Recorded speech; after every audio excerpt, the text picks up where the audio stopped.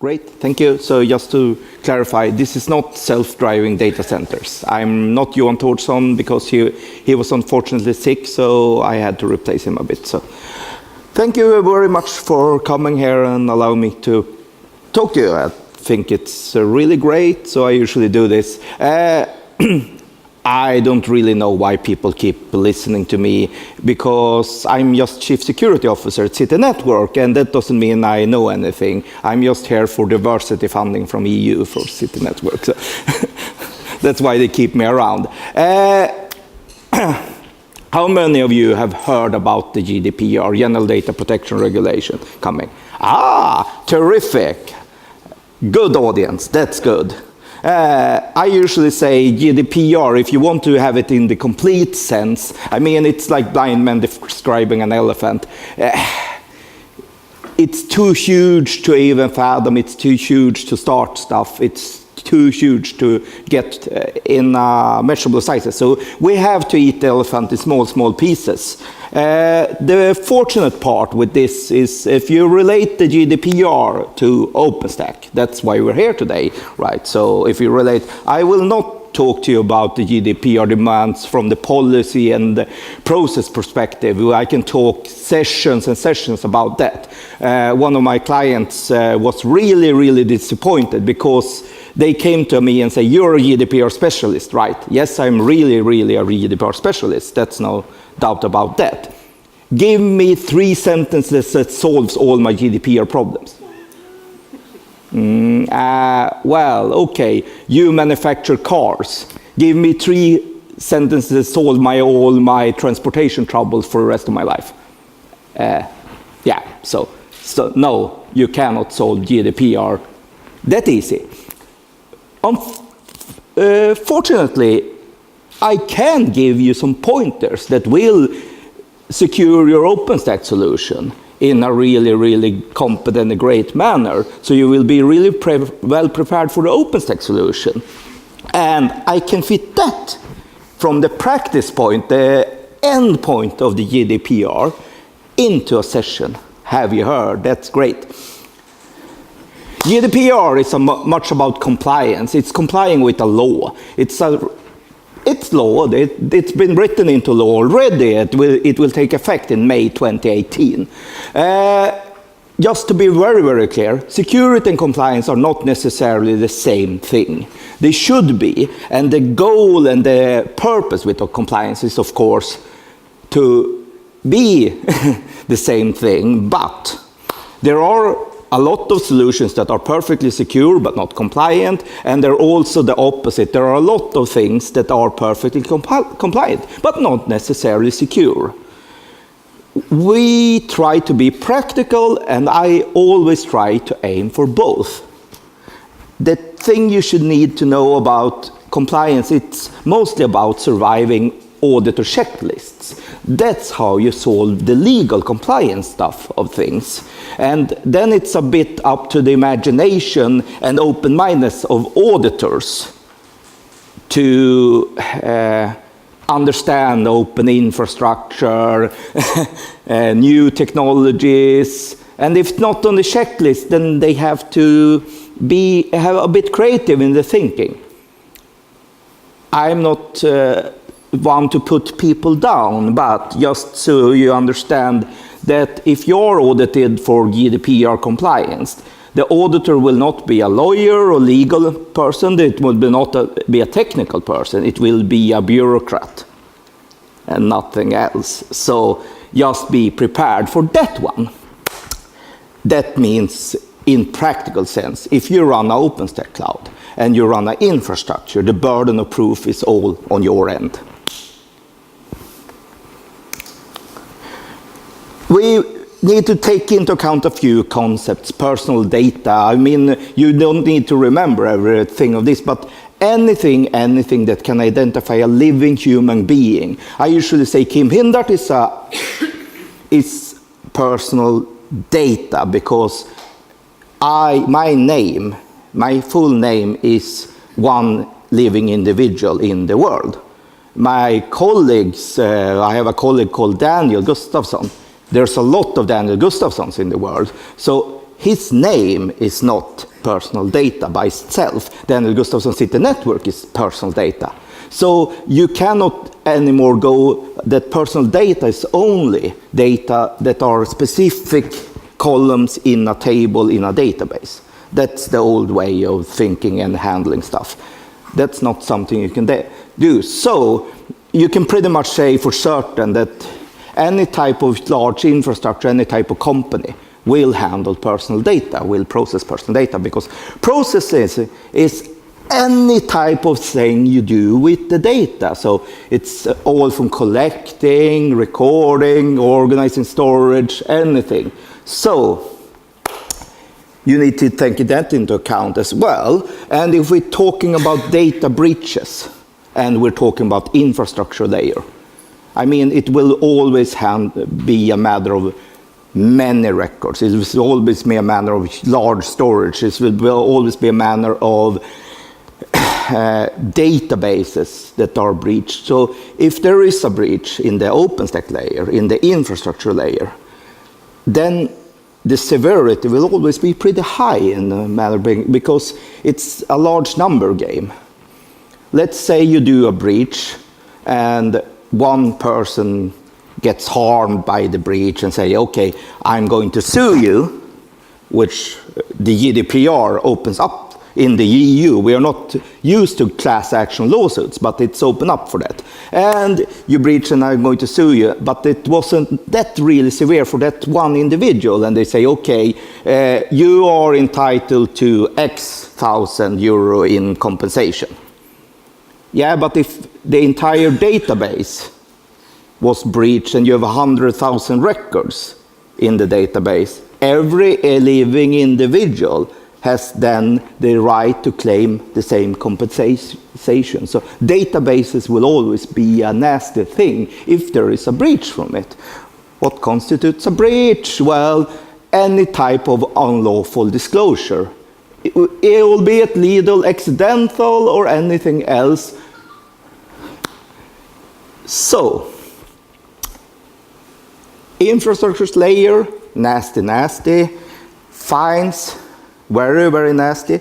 I usually say there is a great web page here of GDPR frequently asked questions, and I usually have to show this because people don't believe me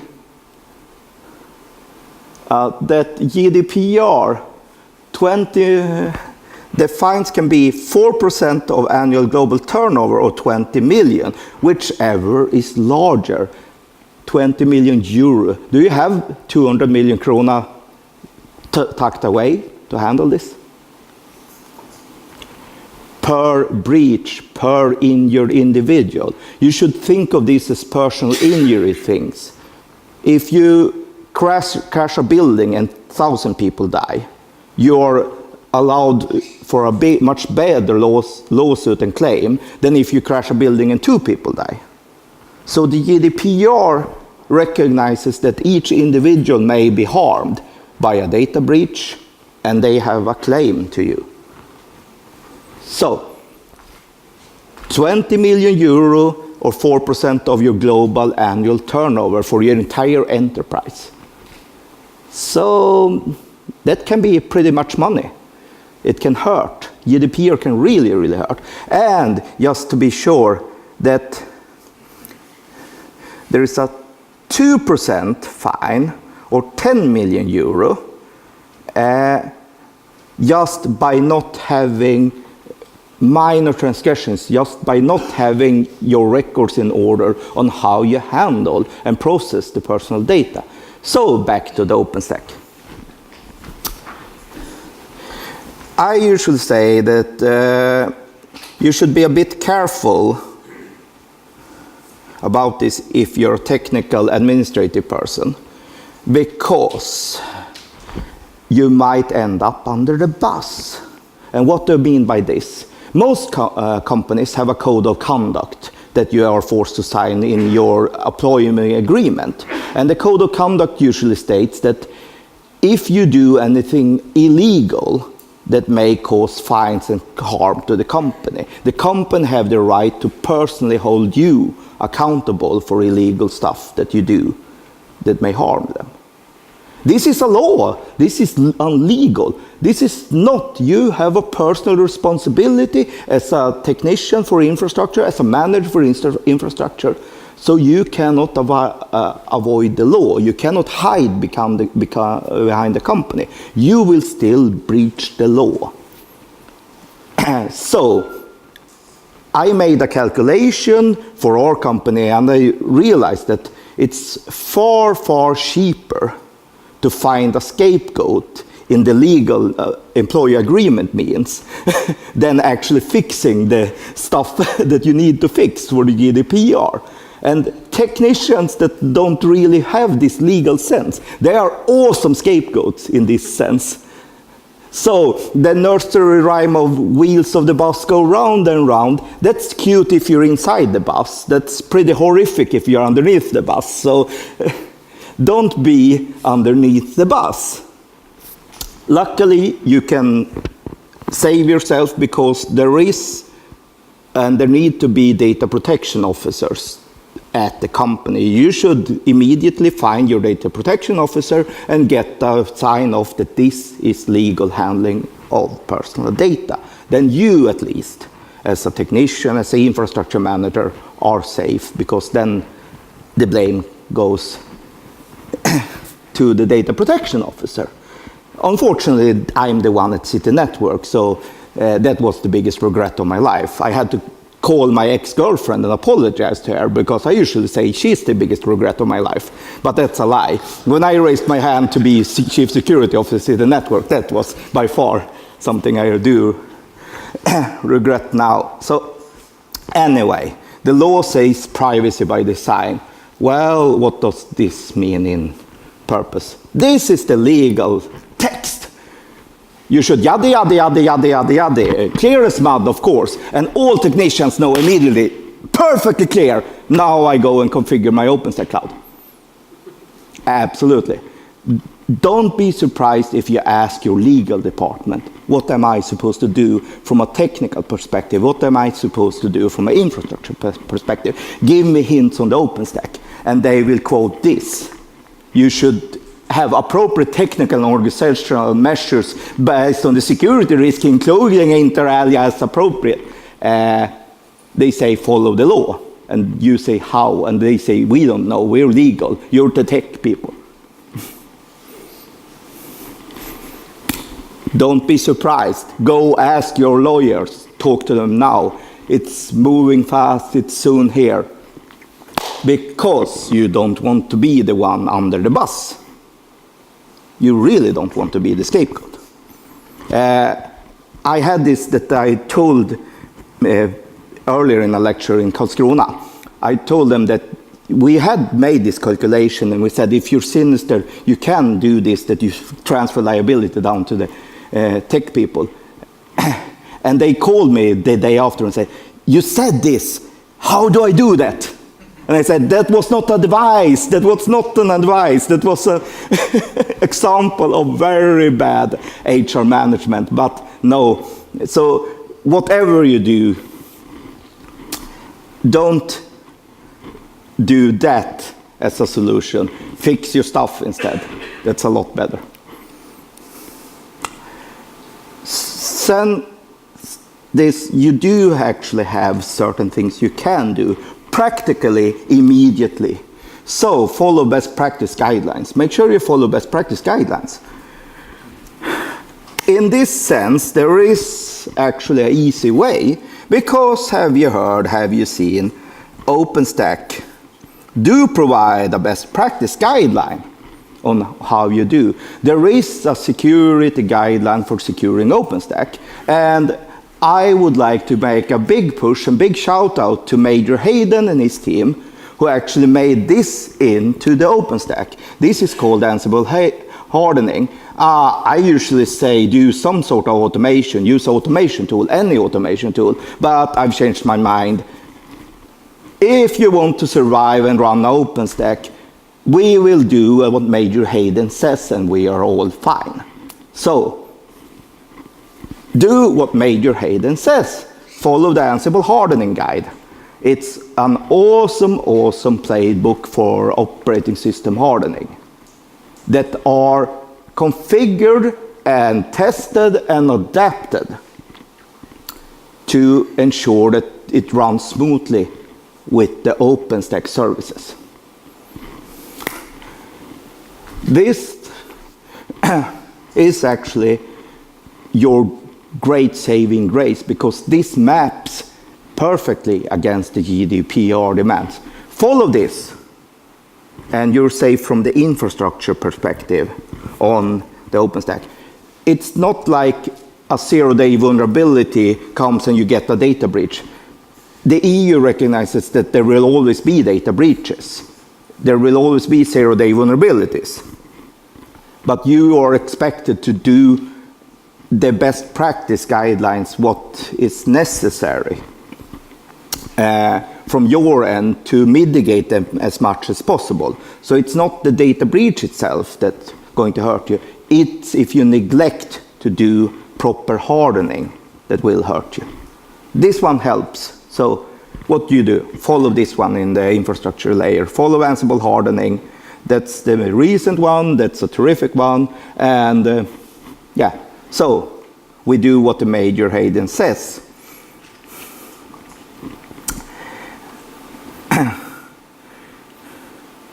Back to a bit then.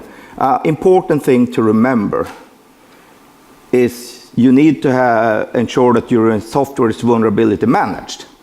You need to have a security incident response team if there are vulnerabilities reached, so to patch this and fix this. And you need to have some sort of accountability, and don't forget that your local area networks in your office needs to be monitored as well if you do unencrypted traffic over your LANs in your office. So don't forget cross-connect rooms, don't forget this. So it sets up for a lot more tougher regulation where you need to prove that you were not the cause of the breach.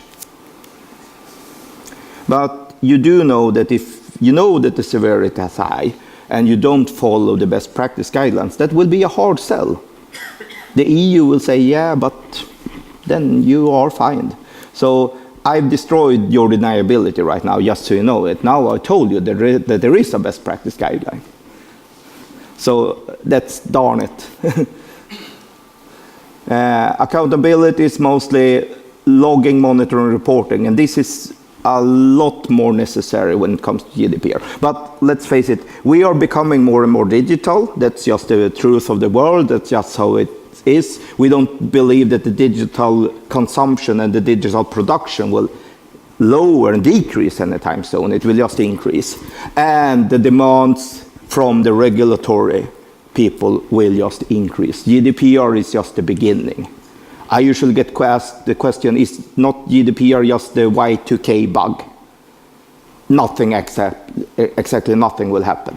Well, it's the most comprehensive and biggest law effort ever done by the EU.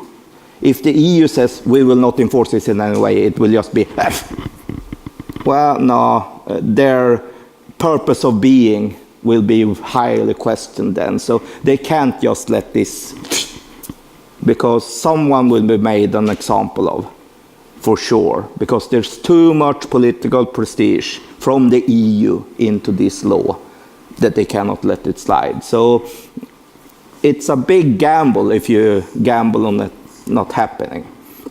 Anyway, from a perfectly normal, proper customer satisfaction perspective, from a professional perspective, security hardening your system is obvious. It's great. You should do it by itself, not because a law forces you. A law can you use as leverage when you want funding from the management to say, we need to do this because this is the law.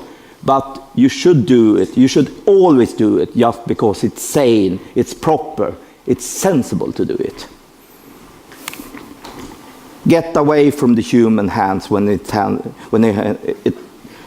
about hardening security. It's about monitoring that the hardening security is taken.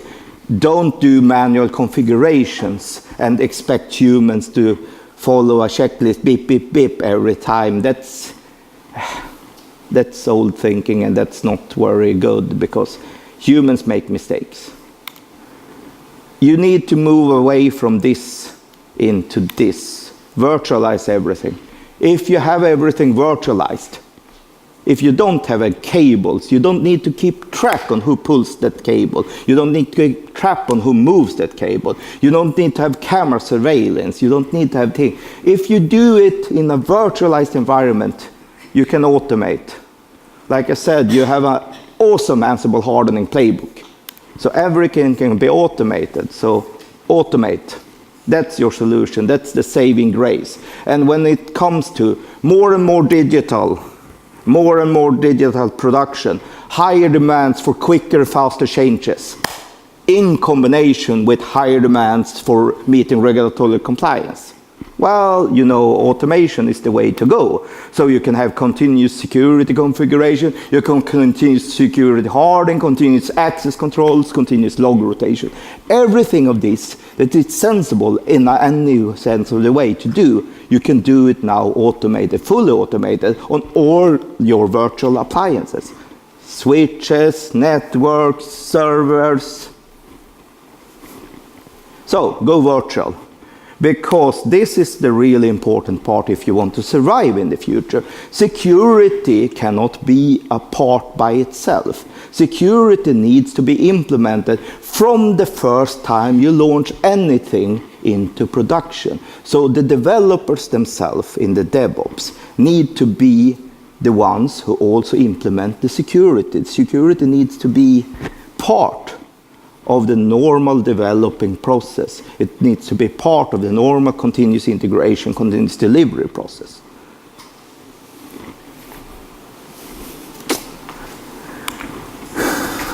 Report incidents to authorities, security organization, security.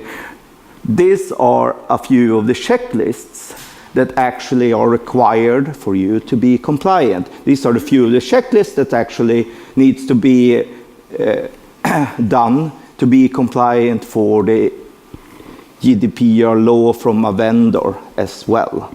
So you need to follow up on the vendors. Luckily, all OpenStack distributions, all OpenStack vendors have this. And even the vanilla version of OpenStack, the community version of OpenStack, follow these principles. So they pass the checklist for EU. So it's okay. You can use any distribution of OpenStack as long as you keep track of end of life when it's not vulnerability managed anymore, because that's a really, really important thing to remember. Your software needs to be vulnerability managed. So you need to keep track on which projects are vulnerability managed. If you don't have a project that are not vulnerability managed, you are directly responsible for keeping track on vulnerabilities yourself. You need to require penetration testing from your end by yourself for any type of project here, not managed by the vulnerability team in OpenStack. That's important to remember. Then you shouldn't have production data or personal data processed in that system, or you should isolate it and protect it in another manner. That's important to know. So then you're pretty much on your own. You cannot expect that from the OpenStack. If you use the vanilla version of OpenStack, also remember end of day life. They are pretty short because OpenStack is a very, very hefty release cycle. So if you use the vanilla version of OpenStack, be prepared to upgrade in a quick tempo, because you cannot let them go end of life and lose vulnerability management. When they do that, you can be fined for a breach, even if there is a vulnerability out there. So just make sure that it's not, it doesn't go, you don't use a release, it's gone end of life.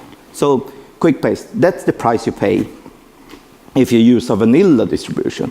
If you use one of the commercial distributions, then usually this is a lot longer. That's what actually a part of what you pay for. You pay for being able to throw someone else under the bus. Albeit Ubuntu, Red Hat, SUSE, every one of them is excellent under bus throwing people. Considering our sponsor shares, I would give a big push, so all of you try and push SUSE under the bus if you can. This one is the thing. So they can give you longer breathing times for upgrades. Anyway, keep this in mind when you think about stuff. Just to be clear, if you have any questions, just shout out. I keep a pretty hefty tempo right now. So keep logs, analyze logs, secure logs. Like I said, logging, monitoring, reporting, back to you. You have the burden of proof. Monitor events, make sure you follow the standard security procedures when you monitor events. Authentications, audits, changes, that's really important.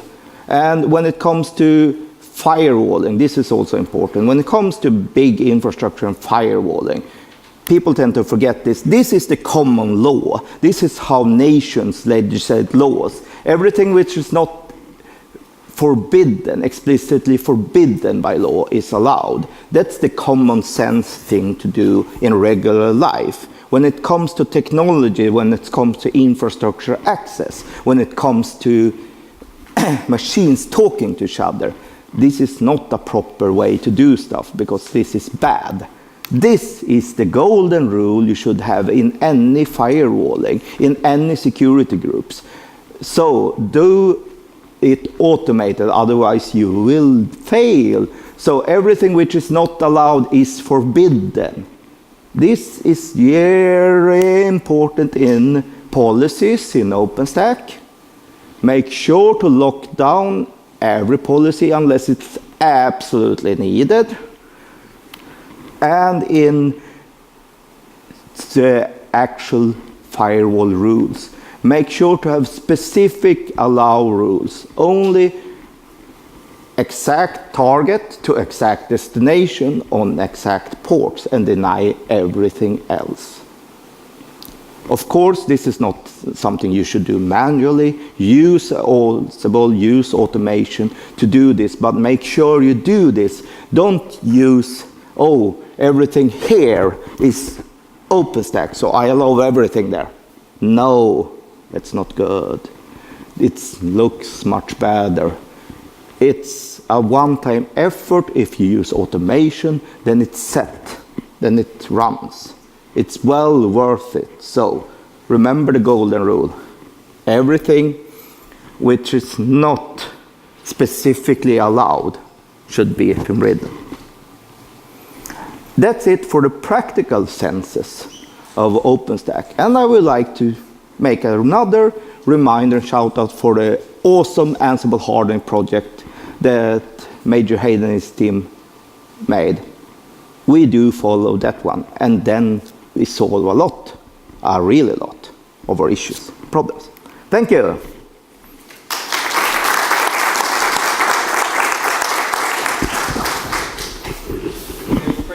Questions? Thank you. Great talk.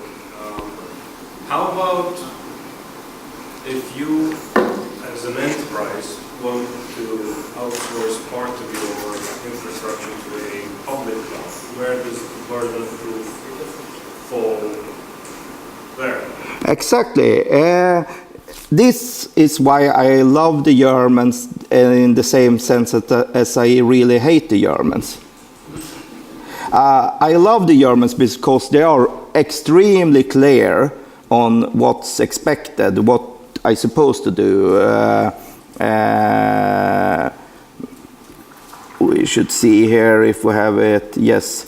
And Germans, in the sense, they are very, very, so they say, this is how you do it. If I ask my data protection authority here in Sweden, they don't really know, and they are more, we wait and see on the court cases. But I don't want to be the first one under the bus, so I don't want to wait for the court cases. The German BSI, who are the data protection agency in Germany, has actually stipulated exact demands on what's required for a cloud. Compliance controls catalog, shortened C5, the Cloud Computing Compliance Controls Catalog. German, I love them. I hate them in the same way, because this controls catalog, it's bloody awesome, because it's a very direct and stipulation. This is what you do. This is the type of auditor you need to hire. This is how you prove it to your customers that you are compliant with GDPR. And these are all the controls you're supposed to fix and have audited by a third party, and then you send this to the BSI, they review the report from the auditor, and they say, okay, here's a check mark, you're compliant. This is what all companies who buy stuff should expect from their providers, but it's hard. It's bloody damn hard. That's why I hate the Germans. They're not lenient. They have insane demands. They have, but nothing of them, really, really nothing of them, is not a practical common sense thing. It's sensible to have this. It's based on 2 ISO standards. The ISO standard for business continuity. You should have a plan to figure out how can your business sustain disruptions and disasters. And it's from the ISO 27001, information security. So if you have ISO 22301 and ISO 27001, and you follow these guidelines, then you're pretty safe. But this is the thing. So this actually stipulates that I need to arrange service transfer points. I need to be very clear exactly in my description of my service, where does my responsibility end and start, and where do we leave stuff between each other. So service transfer points, remember that. That's really important for a cloud provider to be. One of the things that I wonder about the GDPR is the backup. Because it says there, and I can't remember which article, that you have to secure that you delete data when you no longer need them, or if it's not legal anymore. Yeah. How do you ensure that your backup provider deletes your data? How do you ensure that you take that? There is no mentioning of that in the GDPR, and seems like no one really knows how to handle that. And we can wait for the first couple of court cases. But what does deletion really mean? I mean, it's easy for a lawyer to say delete, but for an IT guy, it's a different thing, right? Yeah, absolutely. And to answer this, what we do at City, we look at German court cases that's actually been through court already, and let them guide us a bit, because we know that if we're on the caution for the Germans, so they are satisfied with what we do, I bet that not many EU companies will have tougher things. When it comes to the specific you say about deleting data, this is tricky, because before the GDPR and before you needed to filter data properly, you did immense sorts of backup in that sense.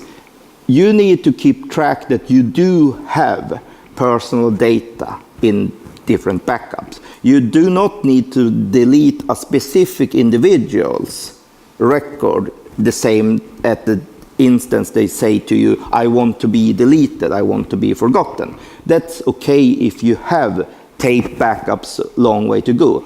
What you need to do is make an action plan on how you fix this. And this is the important part. So any new negotiation, any new contract you go into with a supplier, you need to have this in place. You need to have an arrangement between you. How do we handle this? And the most important part is you need to filter what type of data is consent-based, because consent-based data can be removed immediately because I withdraw my consent. That cannot go to long-term backups and long-term archiving. On the other hand, data that are in a business relationship, data are in a contractual, you're allowed by other laws to keep that, and you're even obligated to keep that by other laws. That, of course, you need to back up, but only that. So we are really bad in information filtering a bit, I think, and that needs to change. That's one of the important parts that needs to change. I don't really agree with it, because I work with this at the moment. Because as long as you're able to restore the data somehow, you need to be deleting that data, because, as I say, it needs to be a process how you actually erasing that data. But because someone will say that I want to be forgotten, how can you know which deleted should be deleted? So that means you actually need to go into tape and delete each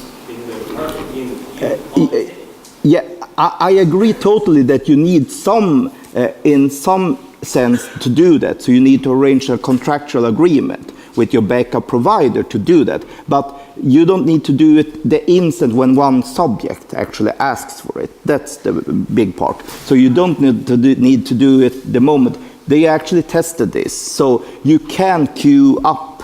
You need to know that this request, you need to answer that this request has been notified, I agreed to it, I've taken it into account.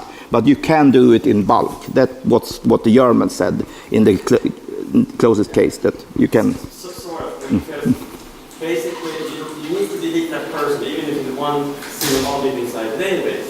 But what you need to do in a best practice way is that you make sure you don't save the backup more than 30 days. Because in that case, if you delete a person, you have in a reasonable time to erase the data automatically in your backup system. So you should never keep the data in the backup system for more than 90 days.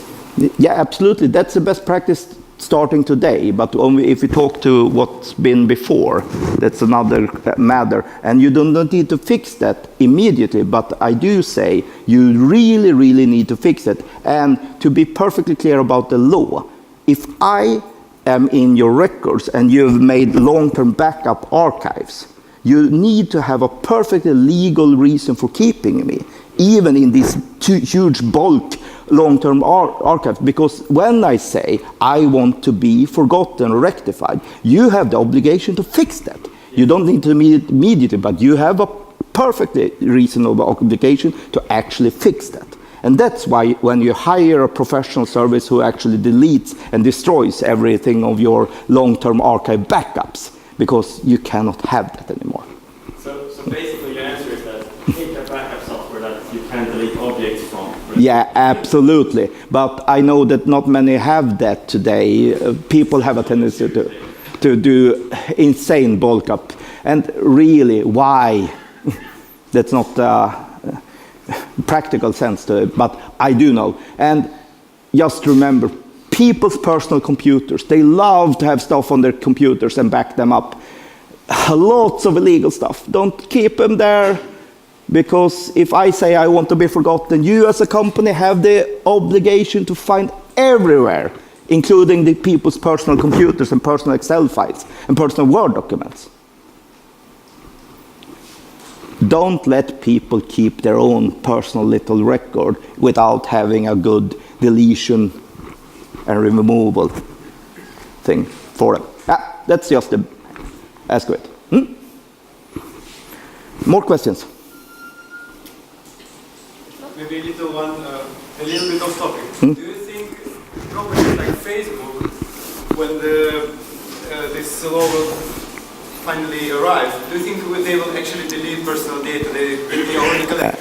No, Facebook will for sure take this to court and fight it. Facebook will challenge it in court. So Facebook will challenge stuff all the way up to the Supreme Court. It's just a matter on how much. But I do actually know, because I talked a lot to Facebook about this, they have actually funded a lot of millions in a specific fund to pay fines until they have settled this in court, in Supreme Court. So that's the Facebook approach to it. And you can, of course, go that way in your company as well, but if you do not have a lot of millions funded away for fighting stuff in court, you better make a more sensible approach. But Facebook will do that. Google will do that. So these huge dragons, they will try and challenge the EU. I don't believe in the practical approach of our company challenging the EU. I just say EU, you rule, and we fix. But that's, of course, perfectly up to you. Well, thank you very much. Thank you.